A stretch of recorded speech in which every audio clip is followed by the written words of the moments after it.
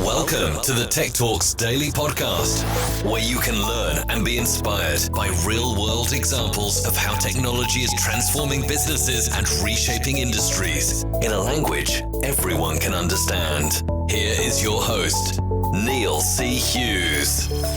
Welcome back to the Tech Talks Daily Podcast. Now, as someone that has now interviewed over 1,100 CEOs, business leaders, tech leaders, and startup founders, one of the most common questions I get emailed is, Neil, what have you learned from all these successful people? And yes, we've all seen those articles on Inc. magazine and Entrepreneur of the 10 best habits from successful entrepreneurs. But the one thing that every guest has in common that's been on this podcast is that they seem to say yes more than no, and are also armed with a curious mind and navigate seamlessly through those inconsequential moments that seem to alter the trajectory of future events. Or something that is better known, of course, as the sliding door moments. And if you haven't seen that movie, it stars Gwyneth Paltrow, who is a London ad executive, if my memory serves me correctly, and she's fired from her job, rushes out to catch a train, and two scenarios take place. In one, she gets on the train, comes home to find her boyfriend in bed with another woman, and in the second, she misses the train and arrives after the woman has left. So in the first scenario, she dumps her boyfriend, finds a new man, and gradually improves her life. In the second, she becomes suspicious of her boyfriend's infidelity and begins to grow miserable. Now, the reason I bring this movie up is hidden inside today's interview are many, many stories where the guest made a few choices at inconsequential moments that led to him being labelled the most connected man in Silicon Valley that you've never heard of. And there's so many golden points that he raises in here, and I do find myself wondering if he didn't go kite surfing on a particular day, his life would now be completely different. And for those reasons alone, today's interview is one of my favourites in a long time, and I hope you enjoy it as much as I do. But his name is David Hassell, and he is a business columnist, speaker, and serial entrepreneur who believes that when leaders institute cultural practices that support each person to be their best self, high performance and uncommon loyalty naturally result. So, as the co-founder and CEO of a company called 15Five, David and his team have developed an industry-leading continuous performance management software that helps leaders and managers drive high performance by simply bringing out the best in their people. So, with a degree in computer engineering, David began his career in beige cubicle land, working 10 to 11-hour days from a windowless computer lab in Roseland, New Jersey, doing work that he then described as soul-crushing. And David realised that it wasn't the work itself nor the environment that was to blame, but it was the organisation's poor culture and lack of context that was given to him about his work. So he was sat there feeling, how is my work impacting the company, the world, or anyone? And that story resonated with me because I've been in that exact same situation, and I suspect that everybody listening, wherever you are in the world, have felt that way too. So if you want to snap out of that and looking for a little bit of inspiration, come and join me and David in conversation right now. So a massive warm welcome to the show. Can you tell the listeners a little about who you are and what you do? Absolutely. Great to be here. Thanks for having me. So my name is David Hassell. I'm the CEO of a company called 15Five, and we are a people management platform focusing on performance management and employee engagement. Ultimately, our focus is answering the question of how do we really create extraordinary cultures, companies with extraordinary cultures, extraordinarily high engagement and high performance through your people. Now, you have a great backstory that really resonated with me because I believe it began with a degree in computer engineering and working 10 to 11-hour days from a windowless computer lab in Roseland, New Jersey. But yes, you described that moment as, or that work as soul-crushing. Now, I was an IT guy working in a windowless office, so I completely feel your pain there. But can you tell me more about that time and how actually it went on to inspire you to try and solve those very problems that you encountered? Yeah, it's exactly right. I mean, I went to school originally thinking I was interested in biomedical engineering. It was in the the early 90s, and went into computer engineering instead. And I really fell in love with computing and programming and all those things. And so, when it came time to graduate, I always had this entrepreneurial streak, but I didn't feel like I was ready to go out in the world and build something of my own, and figured, okay, there's all these great companies coming to recruit us from campus. I'll take a job with one of these folks. And one of the firms was a big consulting company based in Washington, D.C., with an office near my hometown in New Jersey. And I went to work for this company, and like you said, it was I called it beige cubicle land. Everything was very dull, and I was in this windowless computer lab working on a project that I didn't feel any personal meaning or connection to. There were nice enough people, but certainly weren't creating an environment that was very exciting or engaging for me at that point in my life. And I was kind of turned off by corporate America. I was asking myself questions like, is this what my life's going to be about? And I only lasted about 10 months. They tried to keep me, gave me a couple of raises over a period of even the first 6 months. But my heart was elsewhere, and I decided, okay, well, I guess corporate America is not for me. Let me go start something of my own. And that started me on this understanding, like, this is what I don't want. I don't want to be in this kind of environment. So I'm going to go, probably wrongfully assuming that was how all organizations are, decided I should be an entrepreneur and started an ad tech company in New York City. But even there, I think my intentions and my focus were more focused on A, building something, B, charting my own course, and C, hopefully making some money in the process. But the work itself, even then, hadn't really connected back to something that was personally meaningful or fulfilling, except I did discover that in the process. In building my team, what I found a lot of passion for was actually the building of the organization itself, of finding people who were maybe overlooked by other companies, who I saw had a spark of potential, and giving them an opportunity to learn and grow. And when it came time to start 15.5, I remembered back to that experience of, like, this was the most fulfilling part of my first company. And could I build a company specifically around that and help other CEOs and leaders create extraordinary company cultures? And today we're 200 people. We've won, tons of awards for our culture. We're number 3 on Glassdoor. We've won Inc.'s Best Workplaces. And I think we've built something based on this idea and philosophy that's proving out that it works, and doing our best to deliver that to our clients. And I also read during that learning period that you went on a near decade-long adventure of inquiry and exploration, which almost made you sound like Kane in Kung Fu, getting into adventures. I'm not sure if that's what happened, but what did you learn in that time? Yeah, that's a great question. I came across a book. So I will say, when we started this ad tech company, it was the late 90s. It was the height of the .com boom. We raised just enough money to start building something before the whole thing, the whole market collapsed. And we eventually spent most of that money. I think, we raised $800,000. We spent $795,000 of it. Sadly had to lay everybody off. We didn't really know what we were doing. And, but we had along the path, we'd acquired $100,000 of server equipment from, to build our data center, because it was before you could just go on AWS and build something in the cloud. We sold that back to a leasing company for $50,000 and leased our own equipment back from them so we could keep the lights on, and eventually reinvented ourselves into more of an agency, an ad agency that had proprietary technology. But, and in that process, I was asking myself, how do I learn how to actually run a business? So I joined this thing called EO, the Entrepreneurs Organization, which is a global network of business owners who are doing at least $1 million a year in revenue. And through that, I was exposed to all sorts of different thought leaders and models, and exposed to a guy named Vern Harnish, who wrote a book called The Rockefeller Habits, and to the Strategic Coach, who's put out a number of great content and ideas for entrepreneurs. And one of the things that Strategic Coach turned me on to was this idea of unique ability, which is this idea that every person has this intersection of the things they're naturally skilled at, you might call them strengths or abilities, and the things that they're passionate about. And, the areas where you're strong and you have strengths, but you're not very passionate, those are areas that, you'll probably get social rewards for. People will pay you money for that and give you accolades, but they can be inherently draining. That they're not the area where you're going to find the most fulfillment and flow and energy.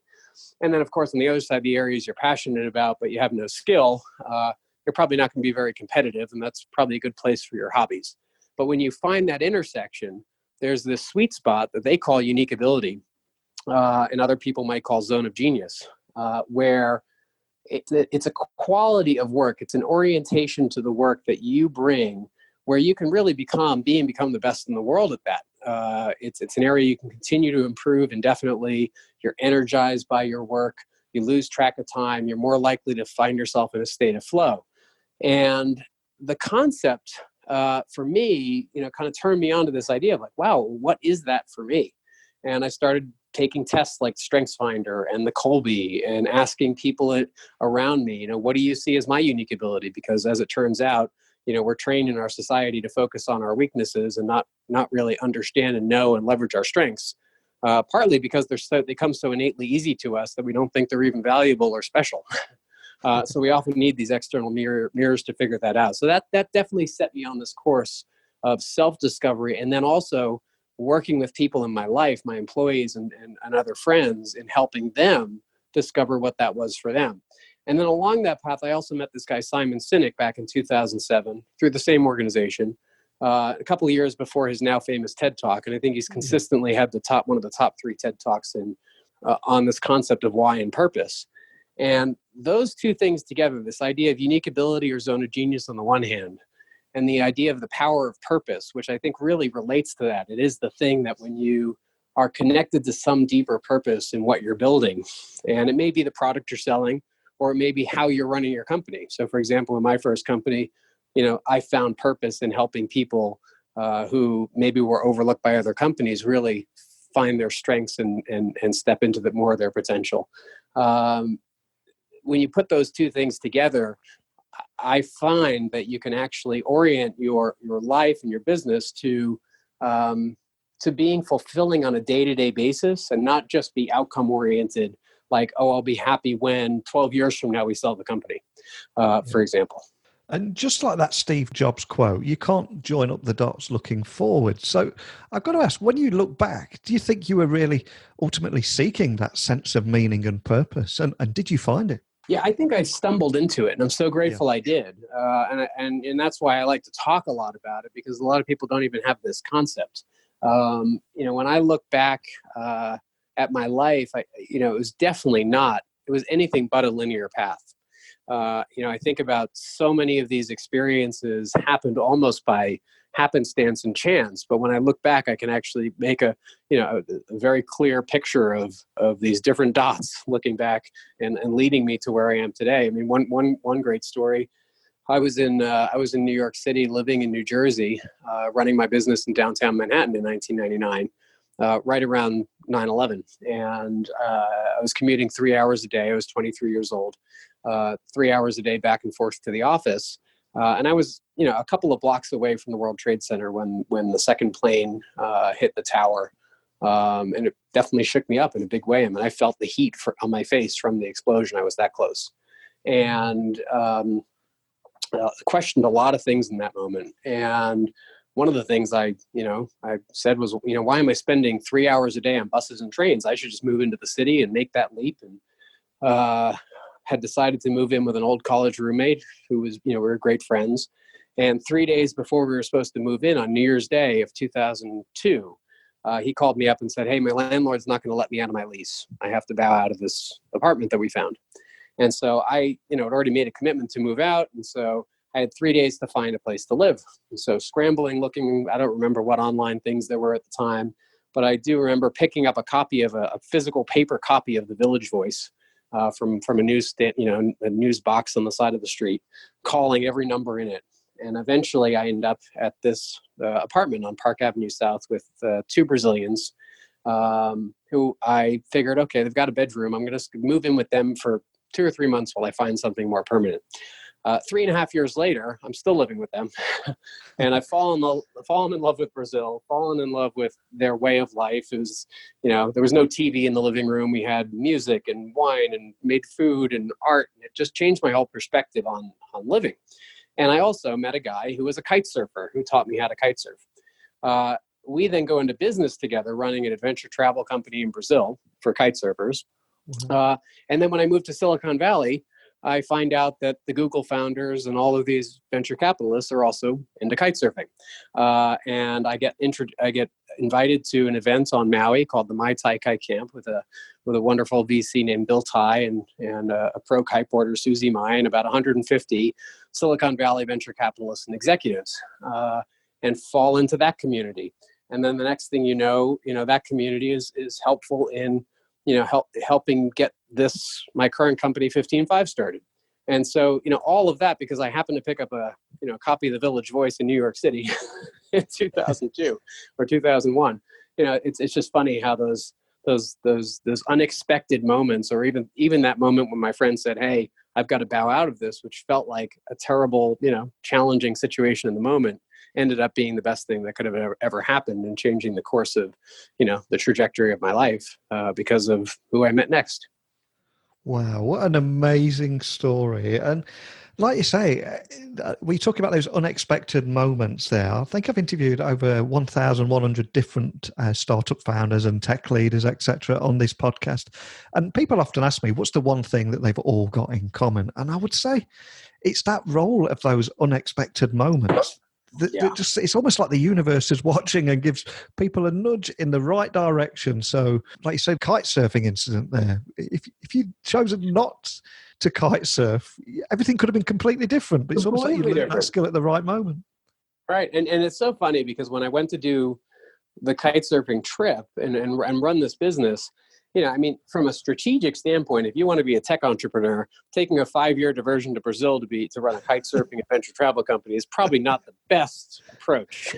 But in addition to kind of getting looped into that community in the Bay Area, one of my first customers actually became, for a period of time, someone who was very, very influential. He was actually a very successful tech executive and became the CEO of a major public tech company later on. And through that relationship, he guided me to make certain decisions to leave my ad tech company and move to San Francisco.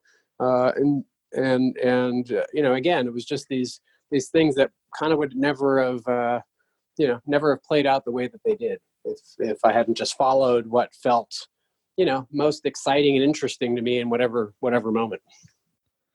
And as this is a tech podcast, I've got to ask, what role do you see technology playing in management, workplace productivity, employee performance, and effective leadership skills right here in 2020 and help people or businesses be the best version of themselves? Yeah. So I'll speak to the best version of yourself piece. We have a belief that that a lot of companies are still run based on antiquated business practices that were designed at a very different era for a very different time. If you think about the Industrial Revolution, when essentially what we needed from workers was hardworking, cheap labor who could follow a script, right? And that's not really what people necessarily want for themselves, especially if they have any sort of creative orientation. And as such, because there was this disconnect between the average worker and employers, we had labor unions and things like that to try to create some sort of negotiating power and equality and those kinds of things. But by and large, most tech companies, certainly any tech company that's developing software, your engineers are creative. It's not so much how fast they can type on the keyboard, which is going to produce the result you want. It's the quality of code. It's the creativity. It's their commitment to actually building something great. And that's what people want for themselves. They want this sense of intrinsic motivation. They want to be connected to purpose. They want a sense of autonomy and mastery and relationships with other people. And that's actually what business owners need and want from their people too. So all of a sudden we have this alignment between what employees want for themselves and what employers need. But we're still managing with these old business practices that that essentially try to pit and put at odds employers and employees. And so that's one thing. And so I think that a lot of technology, I think historically, even if you look at things like social networks and whatnot, they're built by very technologically oriented people who are trying to optimize the technology for the benefit of the company. You know, there's a lot of social networking leverages psychological vulnerabilities to get us to spend as much time as we can on these social networks and feel this pull of like, I've got to check in. I have to be there because, you know, they're selling time and eyeballs and advertising. And so is that really the best for the end user?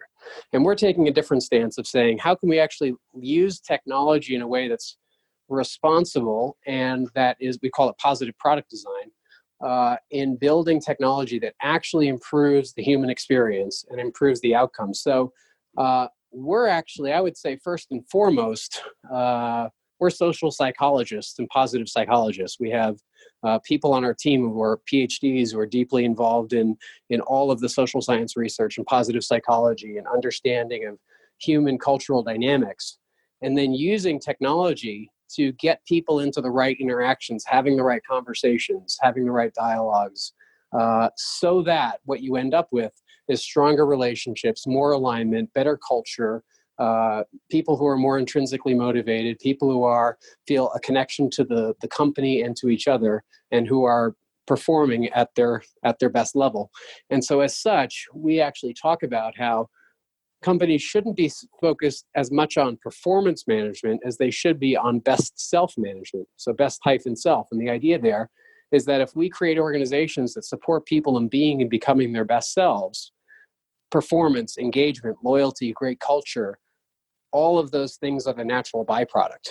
And then how do we actually then take all of this incredible science, that's a lot of which is locked up in academia, productize it and just make it a no-brainer, so we can deliver a product that almost essentially gives a manager superpowers and helps them mimic what the best managers in the world naturally, intuitively do, but democratizing that across all managers. And I feel I must highlight as well that Forbes magazine described you as the most connected man you don't know in Silicon Valley. And I don't know how much of that is to do with your kite surfing, right. But for anyone that missed it, can you tell me more about that incredibly cool accolade? That was a very fun, cool accolade, and it kind of goes back to the, same theme of these, unexpected. You can't plan this stuff. Yeah. I happened to go to this Berkshire Hathaway event in 2008 or 9, where I met now good friend Cameron Herold, who's become one of my advisors. He was the COO at a company called 1-800-GOT-JUNK and runs this great COO alliance. And I also met Tim Ferriss at this event and became friendly with him as well at that time. And so moving back to San Francisco, this was probably in 2009 or so, I got invited to live with a group of 8 people in a mansion on Billionaires Row in San Francisco. Definitely not paying a billionaire rent, but we rented this 7,500 square foot house overlooking the bay in this gorgeous, location. And we had this massive library in this big living room. And I decided, well, we've got this great space. We should host some people and host some events and things. And so I'd fallen into this group and who'd done the kite surfing. I'd met some of the founders of PayPal and other folks in that regard, and Tim and some other folks. And I would host these dinners over at my house for 34 people. I had a list of probably about 250, 300 people that I'd send out at a random time of the day. And the first 30 people who responded got in. We'd have these great gatherings of all different types of really interesting folks. And during that time, I happened to go to a friend's event at the Samovar Tea Lounge in San Francisco. And I was sitting next to this woman who was this Forbes reporter. And she said, and we got in this conversation, and she said, I have this, I've been hearing about all these entrepreneurs who kite surf, and I want to do a story on that, because I mentioned I was doing kite surfing. And she said, and I said, well, that's interesting, because I'm actually going to this event next week on Maui with 150 entrepreneurs, VCs, and who are all kite surfers. You should come. And so I brought her out there. we became friends. She, started covering this event and meeting all these folks. And then I invited her to one of my dinners, and she looked around. She's like, "Who are you?" This is what, because, it was just kind of my way of moving. I had just recently moved to the Bay Area. I didn't really know anybody. And, just through all these connections, I started bringing people together. And then other people wanted to come to these events and, meeting out on Maui. And I just kind of fell into it. And I didn't even know she was writing that piece until it came out. So it was pretty fun to see that. Oh, what a great story. I'd love to have seen you in action. I could just picture you walking around. Hi, Tim. And so, right. But on to 15.5. My understanding is it's a continuous performance management solution that helps employees grow in just 15 minutes a week. So Yes. Can you walk me through this and how it works, and maybe provide a few examples of the difference that it's made to businesses?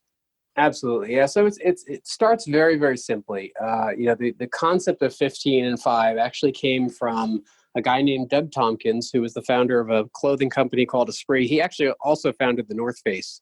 And I think he sold it for $60,000 in the very early days. And he was best friends with a guy named Yvon Chouinard, who was the founder of Patagonia. And Yvon is actually responsible for popularizing this management principle. It was actually written up in the March 1988 issue of Inc. magazine, where he basically said that I didn't start Patagonia to work 50 hours a week and have 2 weeks of vacation. I'm a mountain climber. I'm a surfer. I want to be out in the field half the year. And the way I do this is actually I have all my employees spend 15 minutes a week writing a report that takes their manager no more than 5 minutes to read around a few key questions. And that creates a cadence of communication throughout the whole organization. And the most important issues bubble up to me wherever I am in the world. And I said, when I heard that, I said, well, geez, if Yvon can, build and run Patagonia into the company that it's become, working half the year, what other CEO wouldn't want this?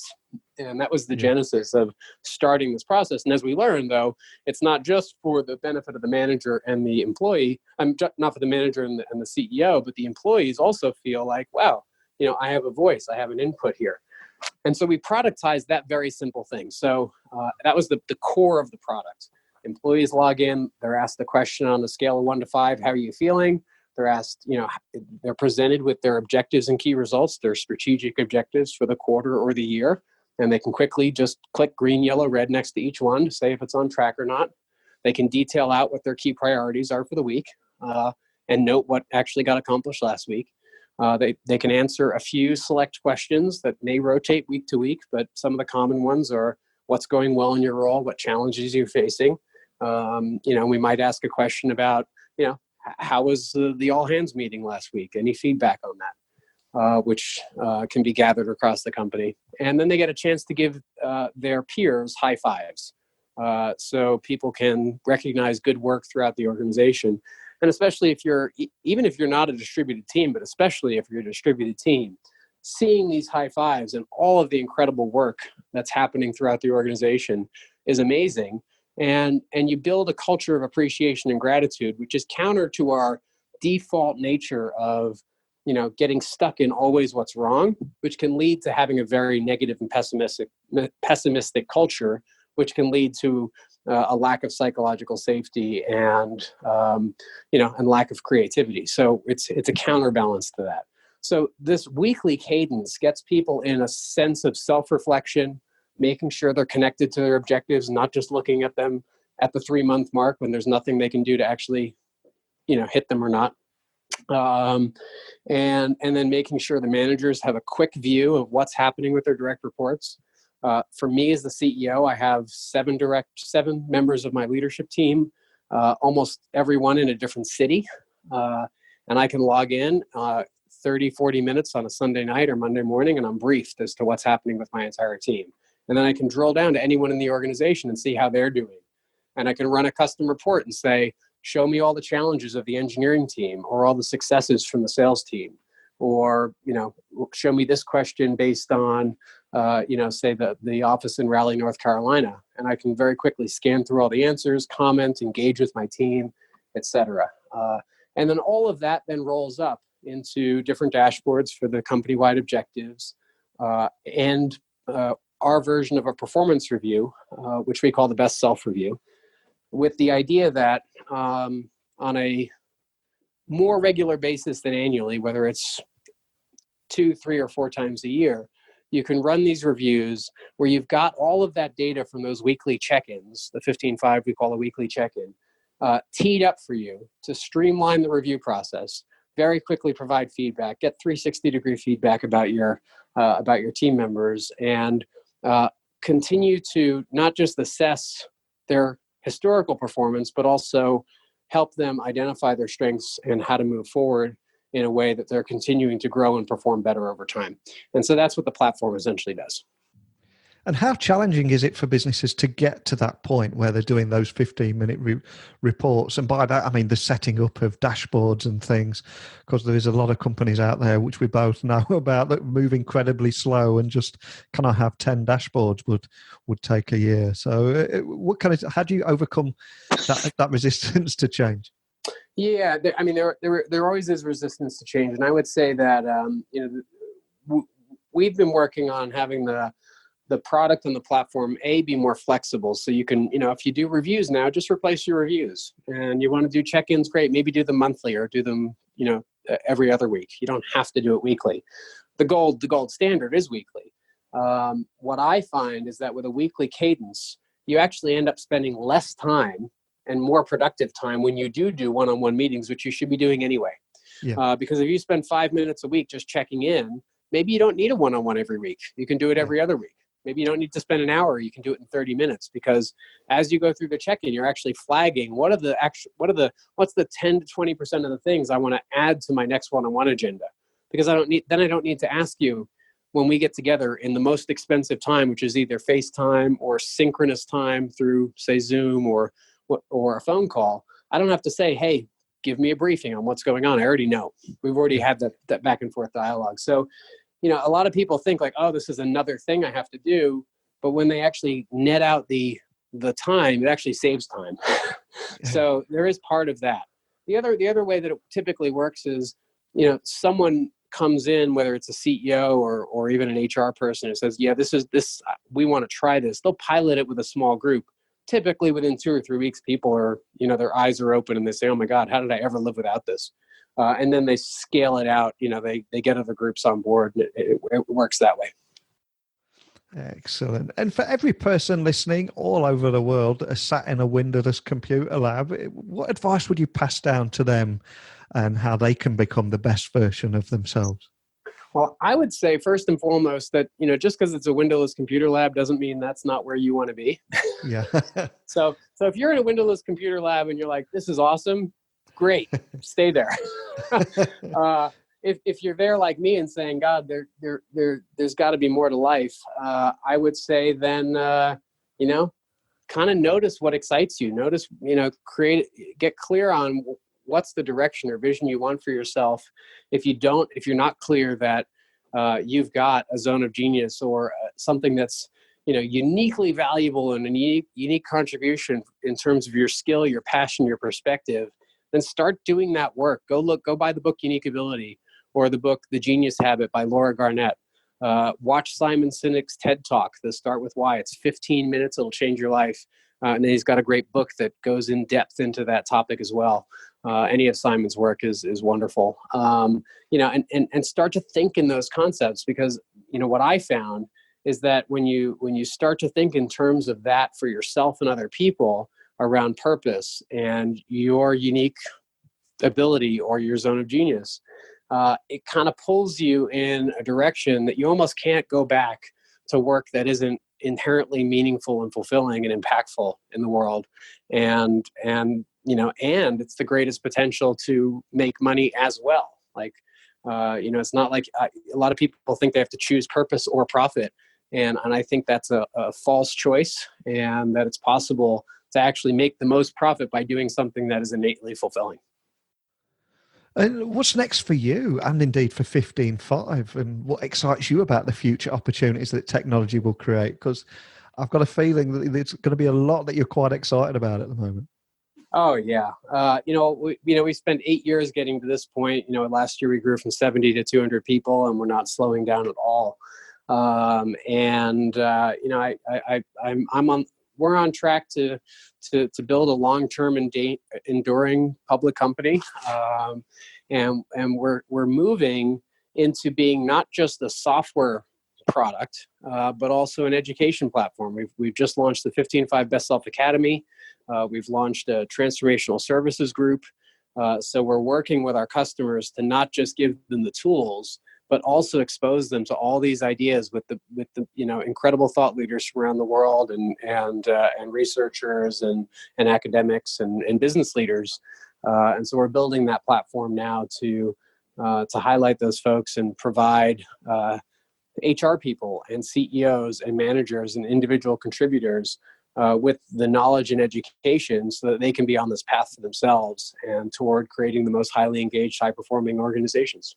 And for anybody listening who would like to find out more information about everything that we've talked about today, can you point them in the direction of where they can find you online, and also contact your team if they have any questions? Absolutely. So if you go to 15.5.com, it's 15five.com.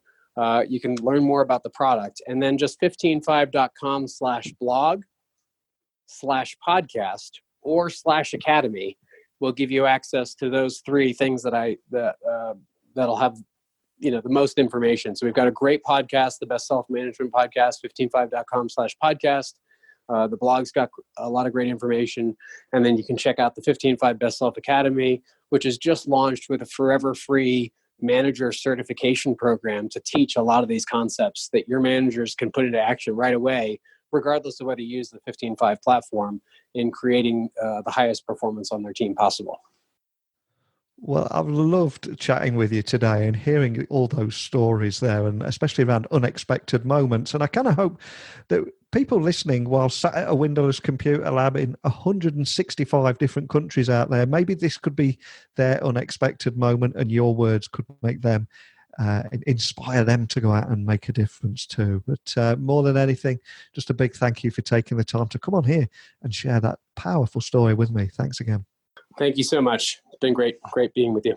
I love how David embarked on a decade-long inquiry and exploration where he studied a vast range of subjects, including everything from productivity to psychology and everything in between.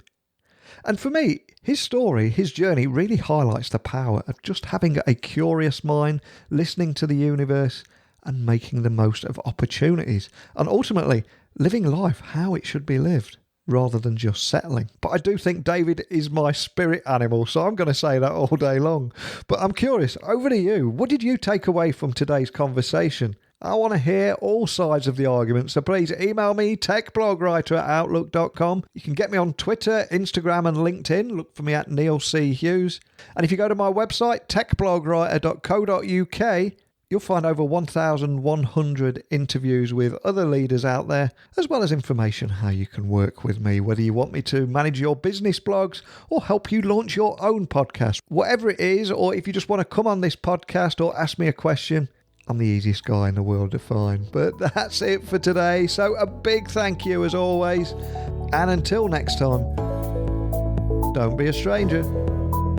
Thank you for listening to the Tech Talks Daily Podcast with Neil C. Hughes. Remember, technology works best when it brings people together.